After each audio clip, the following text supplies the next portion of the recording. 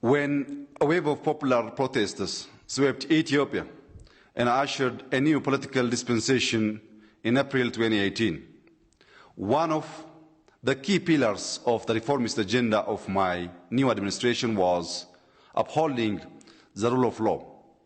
However, a key challenge we faced in this regard from the early days was the organized and highly networked obstruction of justice that was being orchestrated by those who played a leading role in the systemic abuse of human rights and massive corruption, intent on perpetuating a culture of impunity and restoring the undue privilege they enjoyed in the past.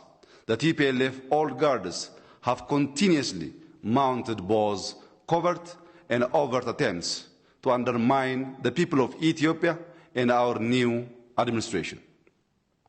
Behind conflicts that have resulted in the suffering and the deaths of many Ethiopians in the past 2 years, close observers of Ethiopian politics could clearly see the influence of the TPLF clique.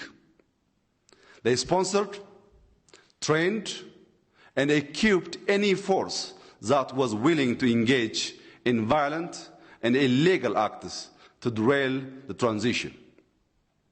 Their objective was clear: to make the country ungovernable by instigating clashes along ethnic and religious lines, to sow division and discord so that the democratic transition will lose its momentum. In efforts to bring to justice these conflict entrepreneurs, arrest warrants by federal courts were ignored in an open contempt for the rule of law.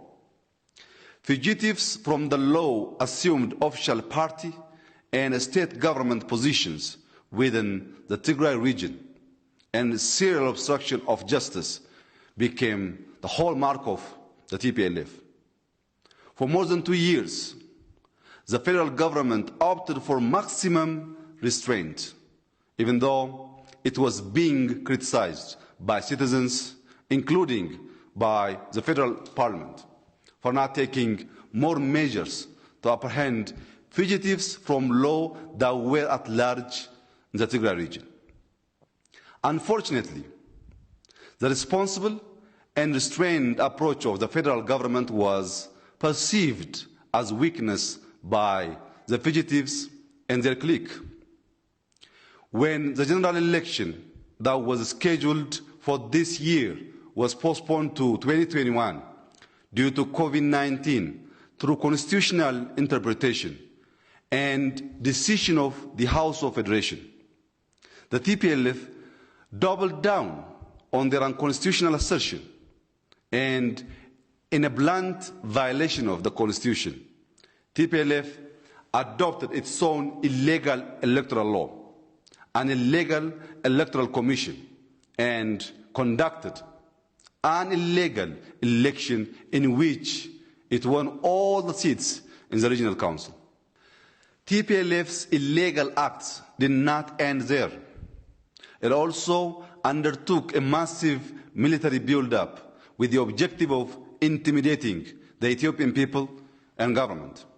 Siphoning of funds aimed at aid and development. TPLF has been preparing for this eventuality since 2018.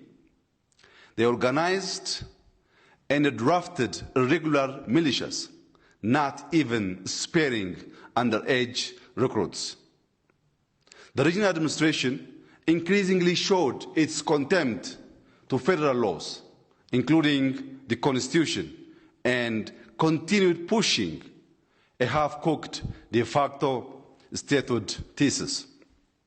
The fugitives within the TPLF have been determined to trigger an armed conflict by attacking the northern command of the federal armed force stationed in the Tigray region earlier this week, intending to take control of its mechanized weaponry and capability.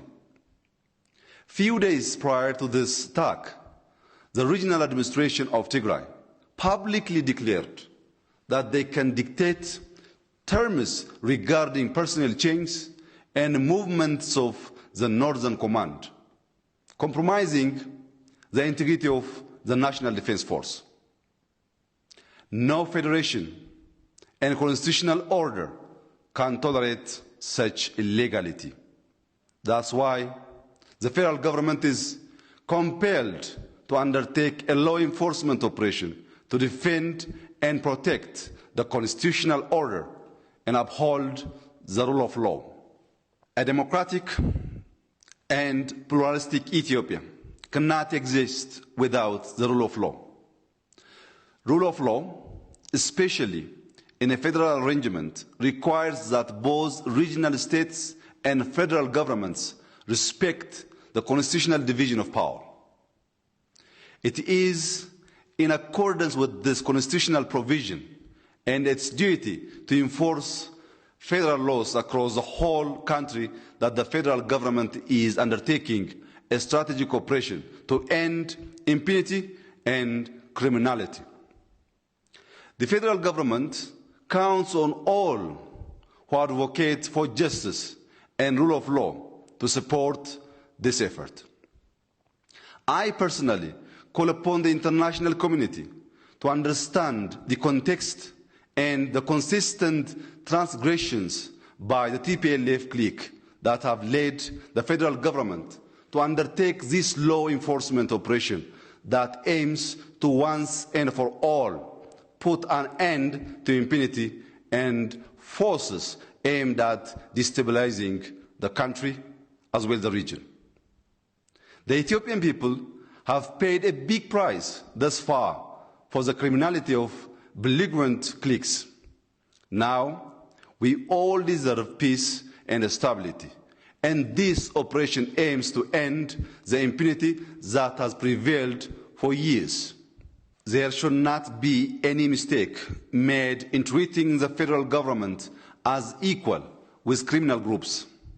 The Constitution mandates the federal government to uphold the rule of law, and to that task we remain committed. Through the instrumentality of a state of emergency, with utmost care for the overall well-being, safety, and security of our citizens in the regional state, the federal government will see through the law enforcement operation it has commenced.